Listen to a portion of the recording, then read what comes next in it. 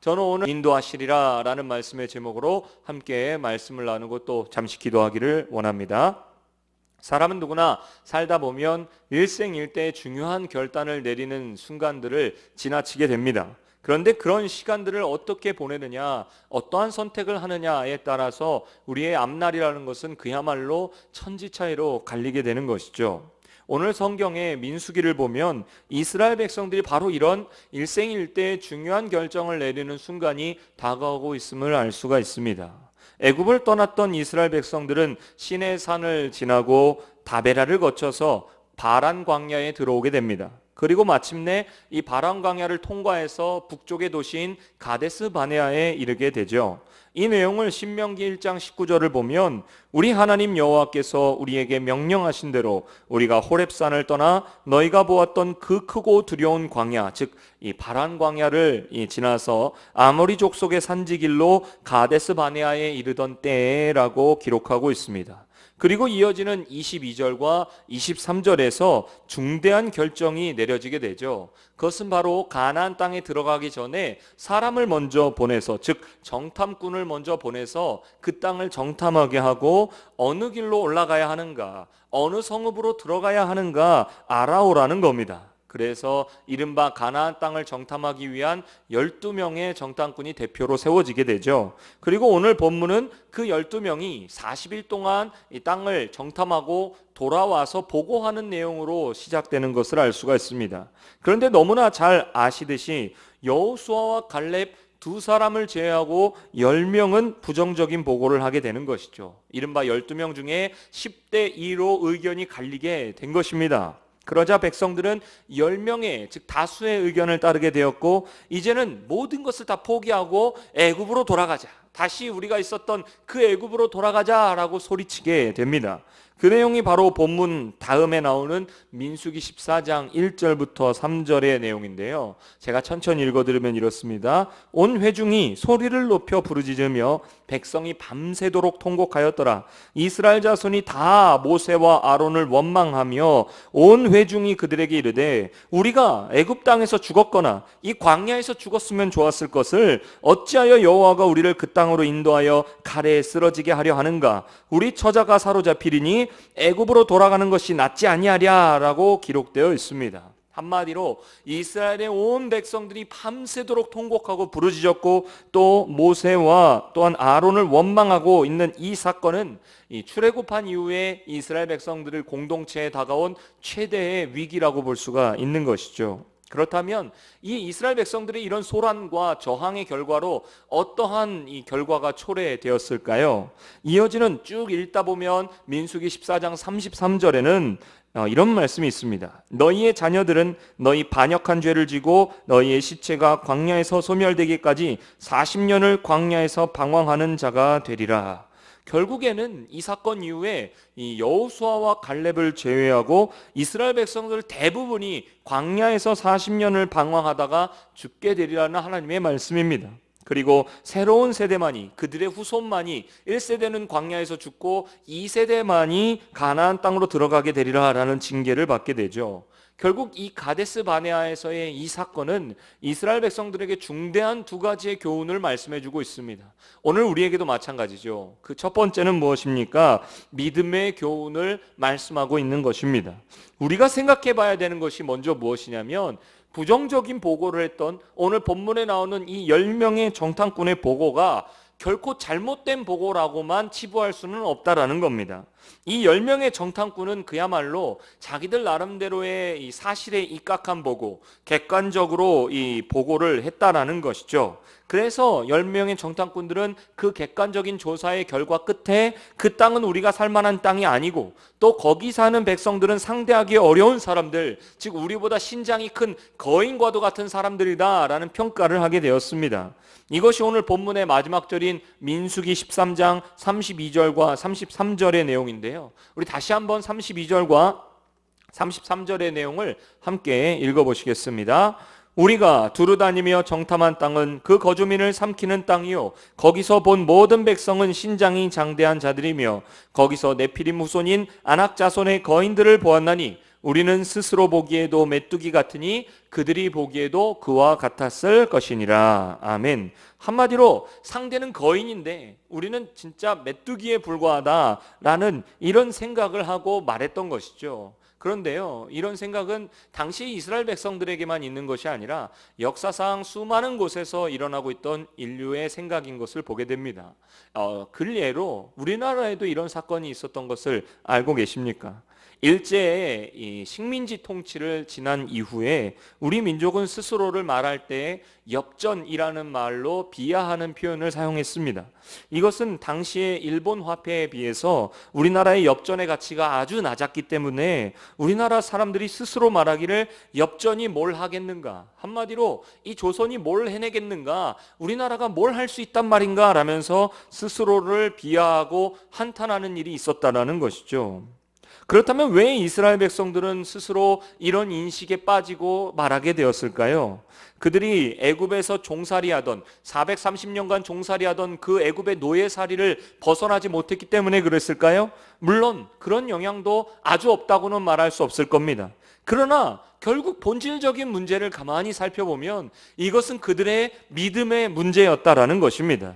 다시 말해서 이스라엘 백성들은 지금 이 순간 누구를 믿지 못하고 있습니까? 하나님을 믿지 못했기 때문에 이런 고백을 하고 있다는 것이죠. 그들의 과거의 하나님은 어떤 하나님입니까? 출애굽에서 그들을 인도하신 하나님, 홍해를 여신 하나님, 반석을 열어서 물을 주시던 하나님, 광야의 그 마라에서 쓴물을 변해서 단물로 변화시킨 하나님, 하늘에서 매일같이 내리는 만나를 내리시던 그 하나님을 이스라엘 백성들은 지금 이 순간 믿지 못하고 있었기 때문에 그들은 거인이고 우리는 메뚜기라는 말을 할 수밖에 없었던 것입니다.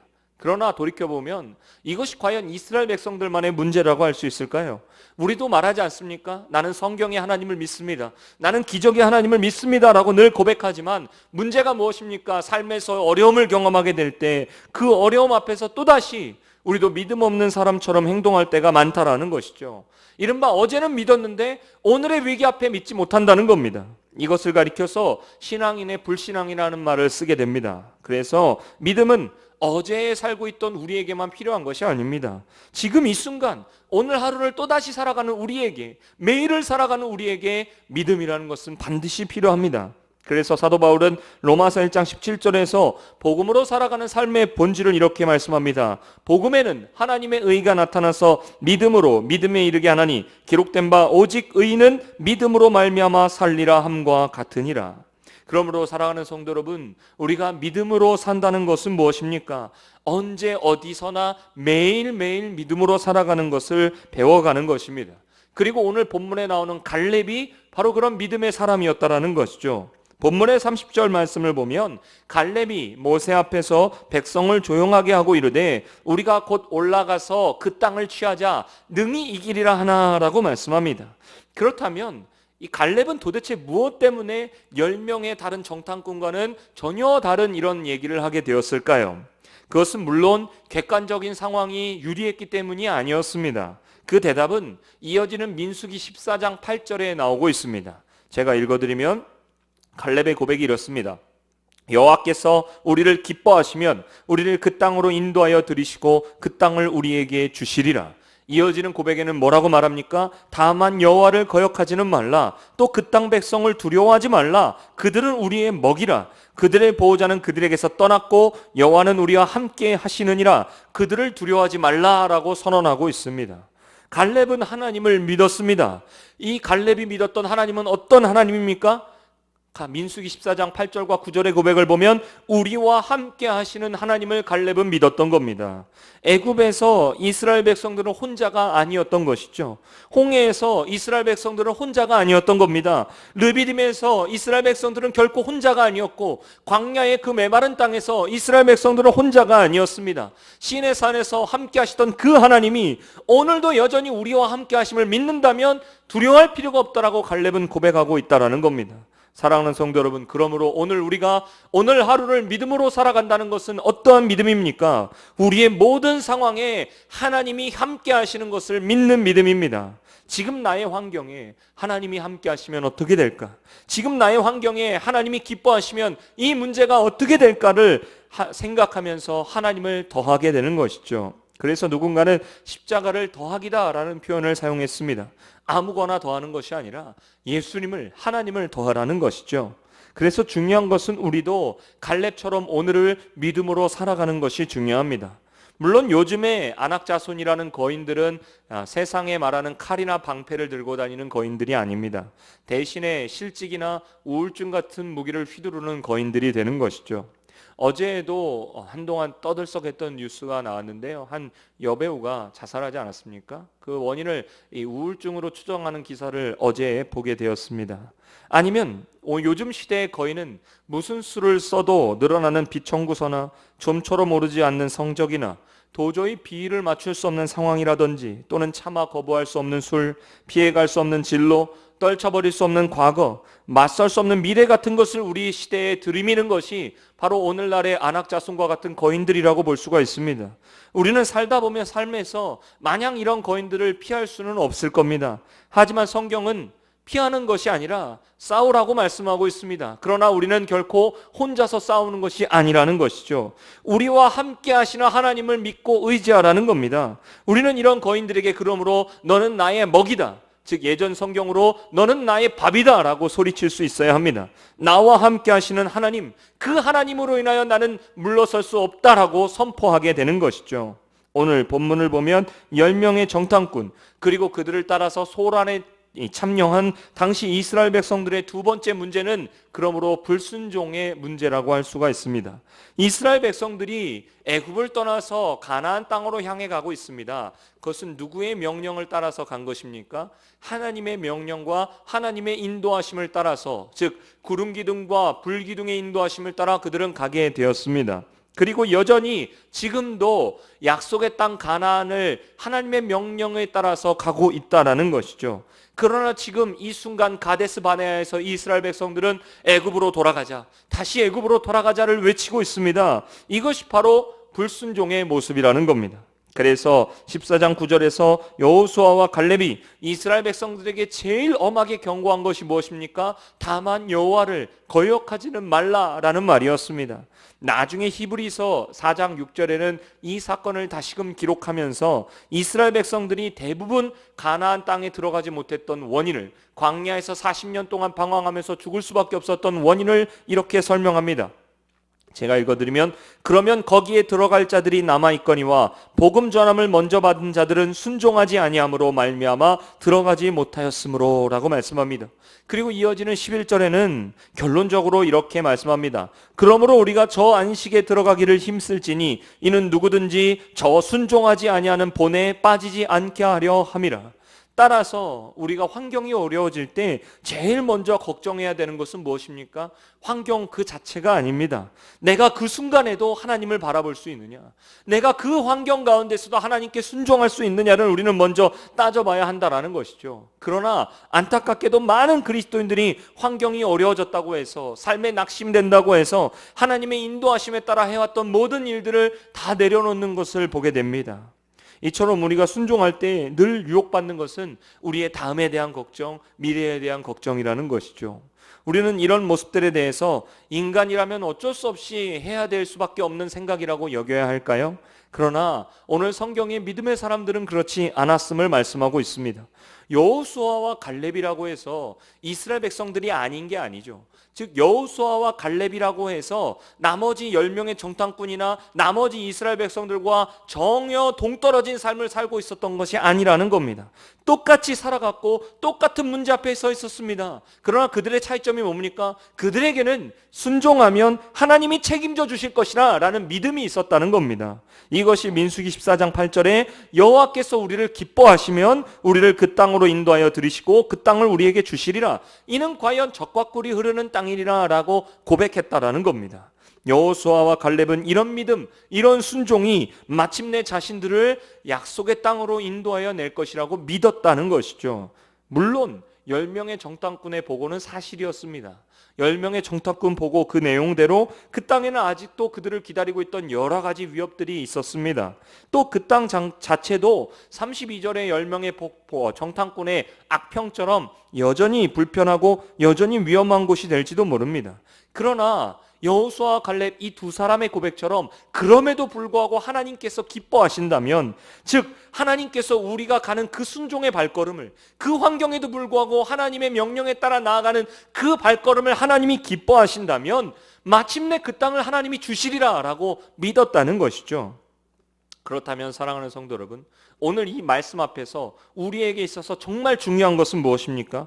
우리의 앞날이 당장 어떻게 될 것인가를 걱정하는 것이 중요한 것이 아닙니다. 지금의 현실이 내가 얼마만큼이나 힘들고 얼마만큼이나 눈물 나고 어려운 것도 중요한 것이 아닙니다. 지금 이 앞이 안 보이는 캄캄한 상황 가운데에서 내가 어떻게 하면 서둘러 탈출할 것인가가 먼저가 아니라는 겁니다. 지금 우리에게 빛나야 하는 것은, 지금 우리에게 하나님이 바라보시는 것은 바로 하나님을 향한 전적인 믿음이요, 하나님의 말씀에 대한 전적인 순종인 것입니다. 오늘 이 환경 앞에서도, 여기까지 내려온 이 환경 앞에서도 나는 하나님을 믿겠는가? 다시 한번 하나님 앞에 순종의 결단을 하겠는가? 이것이 중요합니다. 그렇다면 오늘 우리의 삶에서 어떻게 하면 구체적으로 순종의 결단이 나올 수가 있을까요? 십자가를 앞둔 겟세마네의 밤에 예수님이 보여주신 결단을 보면 우리는 알 수가 있습니다. 즉 나의 원대로 마시옵고 아버지의 원대로 하옵소서라는 예수님의 고백이 되는 것이죠. 예수님은 십자가를 두고 하나님 아버지를 신뢰하고 십자가를 지는 순종을 결단하셨습니다. 그렇다면 예수를 믿는 그리스도인으로 살아가는 저와 여러분도 오늘 우리를 통해서 하나님의 뜻이 이 땅 가운데 이루어질 것을 믿으며 살아가야 될 줄로 믿습니다. 오늘도 눈을 들어서 환경을 먼저 바라보는 것이 아니라 하나님을 바라보시고 하나님이 나와 함께 하심을 믿으시면서 모든 상황 가운데 하나님을 더해가는 우리 저와 여러분이 되시기를 소망합니다. 오늘의 이 환경 가운데 하나님이 함께 하시면 어떻게 될 것인가? 하나님이 이끌어 가시는 삶을 살아가고 있는 내가, 오늘 내가 하나님 말씀 앞에 나아가게 되면 하나님이 어떻게 하실까를 기대하는 저와 여러분이 되시기를 간절히 소망합니다. 그리고 우리가 그 믿음의 발걸음, 순종의 발걸음을 하루하루 우리의 삶에서 걸어 나갈 때 하나님이 기뻐하심으로 마침내 하나님이 약속하신 승리의 삶을 살아가게 될 줄로 믿습니다. 기도하시겠습니다. 아버지 하나님 감사합니다. 오늘 말씀을 통하여서 오늘 우리는 우리에게 주어진 환경 가운데에서 하나님을 믿노라 하면서도 어느새 하나님을 잊어버린 삶을 살아가고 있지 않은지 돌아보게 됩니다. 그러나 아버지 하나님, 이 시간 우리에게 믿음을 더하여 주시옵소서.